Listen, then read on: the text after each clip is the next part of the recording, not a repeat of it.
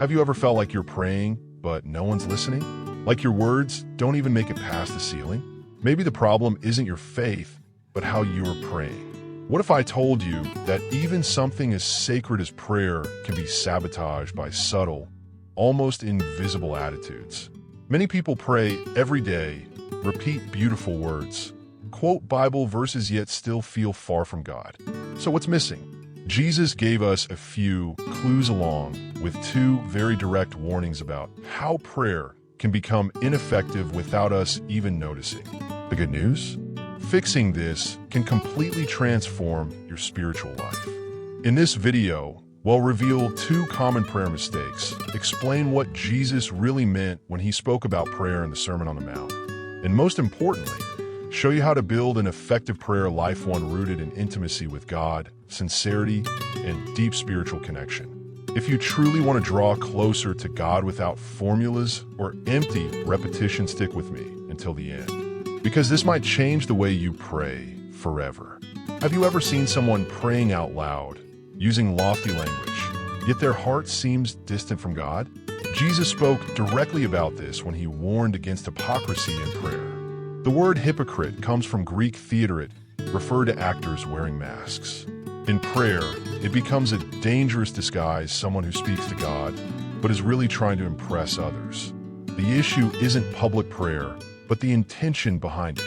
Praying just to be seen, praised, or to appear spiritual turns a sacred moment into a stage for ego. And God, who sees the heart, is not fooled. Real, effective prayer is born in sincerity. One honest phrase from the heart is worth more than a memorized speech without soul. If prayer has become a performance or just a routine, stop and ask yourself, am I talking to God or to the people around me? Even in silence, we could be tempted to put on a spiritual show. That's why Jesus invites us to remove the mask and go into the secret place where spiritual communion happens deeply and authentically. Hey, race, a practical tip. Before praying, ask yourself, why am I doing this right now? And who am I really talking to? This simple step can help realign your motivation. Remember, God doesn't care about a show, he longs for a real relationship. And prayer is the channel to build that honest and transformative connection. Jesus never said public prayer was wrong. He himself prayed in front of crowds. The point is the heart's motivation. The danger lies in turning prayer into a showcase of spirituality rather than a moment of intimacy with God. Private prayer brings us back to the core conversation between creator and child with no audience. It's in the silence of your room, away from human eyes, that the greatest spiritual miracles unfold. There, the soul sheds masks and social pressures. There, no one is clapping, only God is listening. This doesn't mean we should avoid group prayer, but that our relationship with God shouldn't depend on others to exist or grow. Want a transformative habit? Set aside daily time for private prayer. Maybe when you wake up, before bed, or in a quiet corner at work. It doesn't have to be long, but it has to be real. Private prayer deepens intimacy with the Father and helps us depend less on human approval.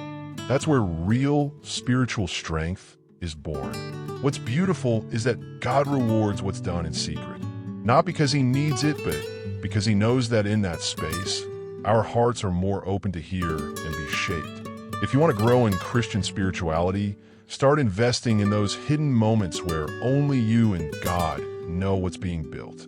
Some people think praying more means repeating the same thing over and over. But Jesus was clear, vain repetitions don't please God. He compared that type of prayer to pagan rituals, empty formulas, spoken on autopilot like casting a spell. Prayer isn't a magic password or a mantra repeated until it works. It's alive, intentional, the fruit of an alert mind and a sincere heart. Imagine talking to someone who says the same thing every single day. Weird, right? So why treat God that way? Sometimes we cling to certain words thinking it shows faith. But in truth, what matters is sincerity, not quantity. God already knows your needs before you even speak. This doesn't mean you can't repeat requests. Think of perseverance in prayer, like Jesus taught in the parable of the persistent widow. But there's a huge difference between pressing in with faith and repeating out of habit. The first moves heaven, the second just fills time. When prayer becomes an empty routine, we miss out on true spiritual communion. Here is a tip: switch up how you pray. Use new words, pray for different things, write your prayers down, or simply talk to God like you would to a close friend. Effective prayer comes from a heart fully present. It's not about impressing God, it's about being open to Him. And for that, what matters most is being real, not ritualistic. Most people can recite the Lord's Prayer by heart, but do we really understand its purpose? Jesus didn't give us a magic formula to repeat mindlessly. He gave us a model that teaches us how to align our hearts with God's will. Every line in the Lord's Prayer holds deep spiritual meaning. It's like a map for profound prayer, not a rigid script. When we say our Father in heaven, we're recognizing who God is: loving, sovereign, accessible. When we say your kingdom come, we're surrendering our ego to His rule. Prayer goes far beyond a sking. It trains us to seek what truly matters: provision, forgiveness, spiritual strength. It's a reminder that prayer is as much about listening as it is about speaking. The mistake many make is treating the Lord's Prayer like a mantra, thinking repetition guarantees blessings. But Jesus already said, avoid vain repetitions.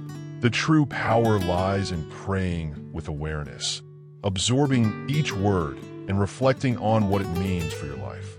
Effective prayer begins when we pray with intention, not on autopilot. Want a practical idea? Break the Lord's Prayer into parts. Pray one line at a time, reflecting on it. Ask yourself, what does this say about God? About me? About my life? Effective prayer isn't about speed or routine, it's about connection. And the Lord's Prayer, when lived, is a perfect bridge between heaven and your soul. Effective prayer doesn't come from word count, it flows from the quality of the connection. It's like a direct line to God, where honesty, faith, and a willingness to align with His will matter most. Many people pray, but few fully surrender during that moment. That's the difference between talking to God and just saying words. A distracted prayer, rushed, or spoken with a scattered mind, loses power. Just like hypocrisy and vain repetition, disinterest blocks the flow of spiritual communion. Real prayer requires presence, awareness, and a heart willing to listen as much as speak. Prayer isn't a monologue, it's a transformative dialogue. But how do we stay consistent in all this? Through perseverance. The Bible shows us countless people who kept praying, even when God seemed silent. The secret? They didn't give up. Keep praying, keep seeking, keep adjusting your life to align with what you ask for. God responds not just to the request, but to the surrender behind it. Hey Race, a powerful tip: bring arguments to your prayer. Yes, arguments, just like the prophets and kings did. Remind God of His promises. Speak with faith, reverence, and boldness. The Lord loves when we approach Him with conviction. Because effective prayer isn't just emotional, it's built with soul, truth, and purpose. Hannah wasn't just any woman. She was broken, but her faith was whole. Year after year, she went to the temple crying, carrying a pain too deep for words. Her prayer wasn't pretty or polished, yet it was a raw cry from the heart. And that's exactly what made it powerful: sincere prayer mixed with deep faith and intimacy with God. While others saw a distressed woman, God saw a daughter bearing her soul. In that temple, Hannah taught us that effective prayer doesn't need applause or eloquent sight, needs surrender. She didn't ask for riches or fame, just a child, and she vowed to give him back to God. That motivation, centered on God's mission rather than selfish desire, moved the Lord's heart. What made Hannah special? She prayed with what she had: tears, faith, and a sincere vow. And God answered. Samuel was born from a prayer that seemed invisible to men but audible in heaven. Hannah's story invites us to step away from formal prayer and dive into real, effective prayer, just as we are, hearts bare before God. Want to apply this? Stop trying to impress. Start praying with what's truly inside you. Tired? Say it. Angry? Talk to God about it. Desperate? Pour it out. God doesn't want rehearsed lines. He wants the real you. That's what Hannah gave him, and that's what God answered. Imagine being surrounded by enemy armies, holding a threatening letter in your hands, and your entire city is in panic. That's what King Hezekiah faced. Instead of panicking or relying solely on military strategies, he went straight to the temple and stood before God, not with show but with humility. And that's where an effective prayer began, rooted in total trust. Hezekiah spread out the enemy's letter before the Lord literally. He showed God the problem and prayed with faith, crying out not just for personal rescue, but for God's glory. His motivation was pure. He wanted the world to know that only the Lord is God. That sincerity, aligned with divine purpose, moved heaven that night. The answer came quickly and supernaturally. God sent an angel who wiped out the enemy army in the middle of the night. The city was saved without a single sword being drawn. This shows how prayer in times of crisis can bring real miracles when done with faith and purpose. It's not about panic, it's about trusting God completely. So, what about when your crisis hits? Do what Hezekiah did, bring your burden to the altar, whether emotional or physical. Write out, pray it aloud, expose your pain. Don't hide it or try to solve it alone. Effective prayer, when filled with faith and perseverance, changes situations that seemed sealed. And more than that, it transforms you in the process. It's time to pause for a moment and reflect. How is your prayer life really going? Has it become a real conversation with God, or just a tired routine? Right now, I invite you to set aside distractions, open your heart, and say a different kind of prayer. It doesn't have to be long or perfect, just sincere. Ask God to help you pray with truth, with purpose, with soul. Pray for discernment, avoid the traps of hypocrisy or empty repetition. Talk to God like you talk to a loving father, not like someone checking a religious box. Prayer is a gift, a place of healing, guidance, and peace. And the more sincerely you pray, the more you'll build a relationship with God that transforms every area of your life. You don't need a perfect moment to begin. You can start right now wherever you are. Just close your eyes or keep them open and begin talking to God your way. What matters is that it's real. Effective prayer is born from the soul and carries faith even when that faith feels small. God never despises a broken heart. And why not keep that conversation going throughout your day? Don't limit it to formal moments. Turn your thoughts, doubts, fears, and joys into prayer. Make every moment a chance to connect with heaven. The challenge is on pray more, pray better, pray deeper. Because praying well isn't about technique, it's about relationship.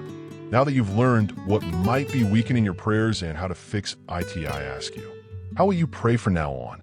Will you keep repeating empty words and seeking people's approval? Or will you step into a real journey of intimacy with God? Maybe you realize you need to change some habits. Maybe you've been praying out of fear or routine more than true desire for communion. But hey, race the good news. It's never too late to start over.